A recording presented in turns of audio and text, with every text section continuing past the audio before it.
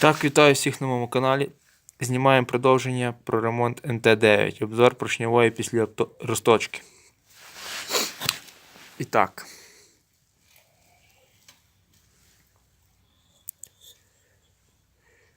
Поршень 79 мм під жигульовські кольця Алмот.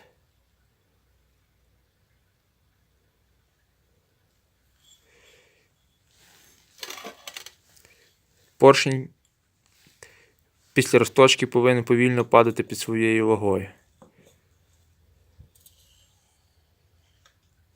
Ну там ще є масло, але він буде трохи швидше падати, але взагалі не повинен падати просто камнем вниз.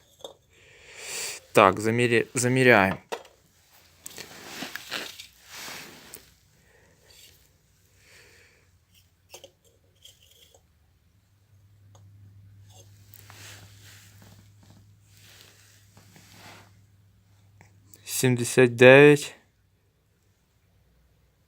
Рівно 79 мм. Поршень 78,95. 5 соток зазор. Інший циліндр. Тут ситуація аналогічна. —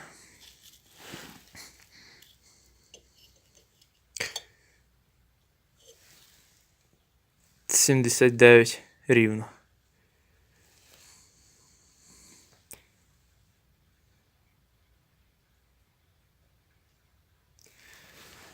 Теж 5 соток зазор. Так, нюанси. Перед тим, як віддати циліндри на розточку, завжди треба дуже якісно цю плоскість прилягання до картера відчищувати від прокладок, герметика, масла, що би там не було. Це в ваших інтересах. Ніякий токар не буде це відчищати. При розточці циліндр встановлюється на цю плоскість. І є дуже велика ймовірність, що може бути перекос, мінімальний на пару градусів відносно осі.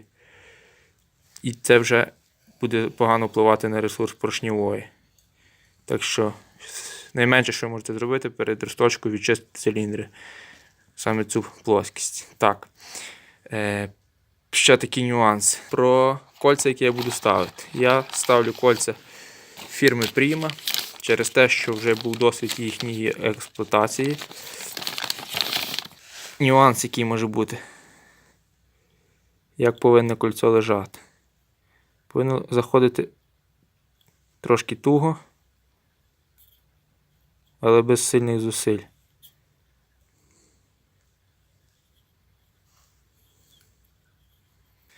Завжди треба звертати увагу на, якщо міняється кольця на беушний поршень, завжди треба звертати увагу на цю плоскість, яка є справа. Наприклад, якщо розглядати перше місце під кольцо, це, що справа, завжди є при контакті. Тому що, коли поршень рухається в верхню мертву точку, він зусиллям тисне на цю сторону кольця.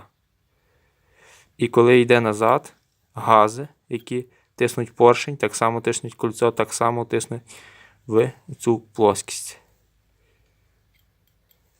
Так що завжди звертайте увагу, якщо хтось ставить беушний поршень, в якому стані ті поршень. А всі решта аналогічно.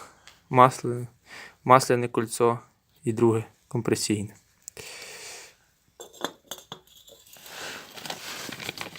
Також перевіряйте кольця на те, чи вони в нормальному стані, на пружиністість. Нормальне кольцо завжди буде вертатися чітко. Має пружинність бути. Значить, кольцо ще непогане. Бувають деколи нові кольця погані. Маслосйомне кольцо ще хочу продемонструвати.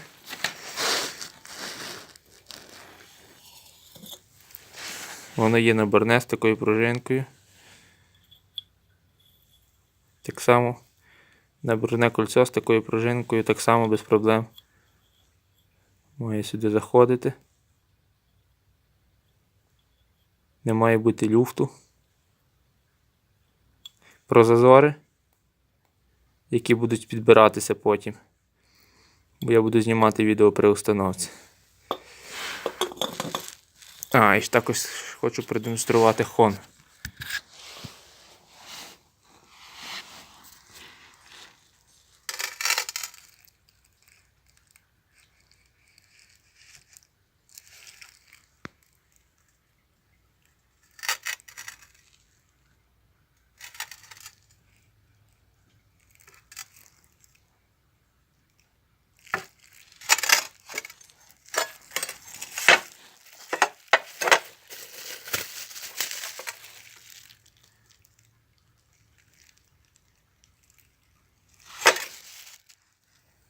Ніяких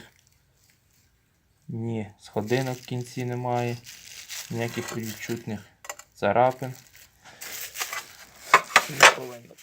Не повинно бути після розточки. Поршень пускається під своєю вагою повільно вниз. Залишилось підрізати поршень, щоб висота поршня становила 106 мм. В моєму випадку зараз є 109,5. Це буде робити окремий токар, так як на розточці, там де я конкретно розточував, таку процедуру не виконував. На цьому все. Дякую за увагу.